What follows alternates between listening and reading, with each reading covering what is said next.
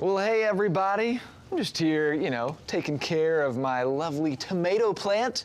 Isn't it good? I mean, we've got little starts to some tomatoes here.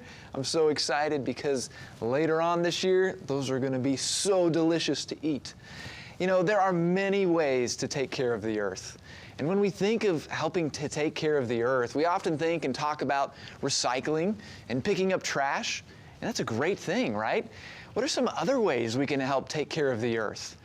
Well, one is we could think about energy efficient light bulbs. Did you know that there's different types of light bulbs and some use less energy than others? And that's a great way because it can conserve and save energy. Another way we can help protect our earth is to drive less. Did you know cars can pollute the air, and so biking more? How many of you love to ride a bike? I get out there and biking is awesome. It's fun, it's great exercise, and it puts less pollution in the air. And so there's lots of different ways that we can talk about protecting the earth. But the one we're going to focus on today is about conserving water. Now, water is something called a renewable resource. And do you know what that means? Renewable resource means that it is something that can be used again. And that's really awesome because it can be replenished, reused, and we know that water we can get it from rain, right? And then it can be filtered through and we can drink it even though it's been on the ground, and it can be replenished. That's what a renewable resource is. And so while water is a renewable resource, there are many cases where water cannot be replenished quickly or sometimes not even at all. It may take a long time. So when more water is being used than what is being replenished, it can create something called a water shortage. And when there are times of drought, which a drought means that there has not been enough rain, it can add to the problem of water shortages.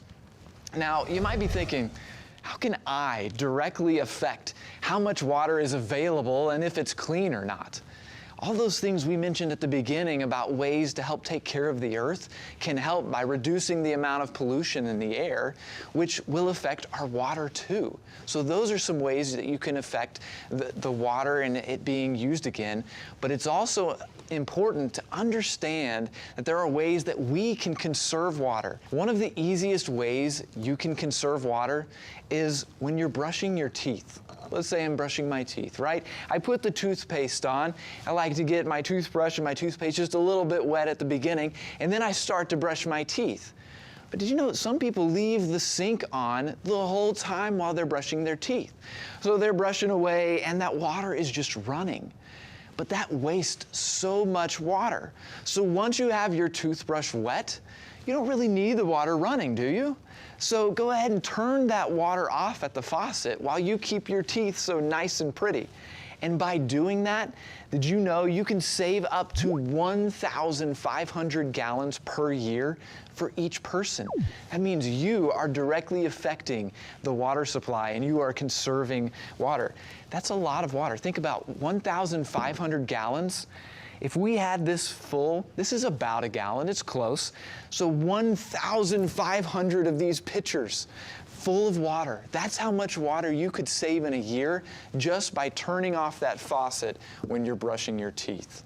So that's a great way. Another way could be maybe you're taking a shower and not taking one for 15 or 20 minutes long, right? Now, I'm not saying to not take showers or get clean, because that's important. But make sure that you're not just simply wasting time and that you're helping to conserve our water.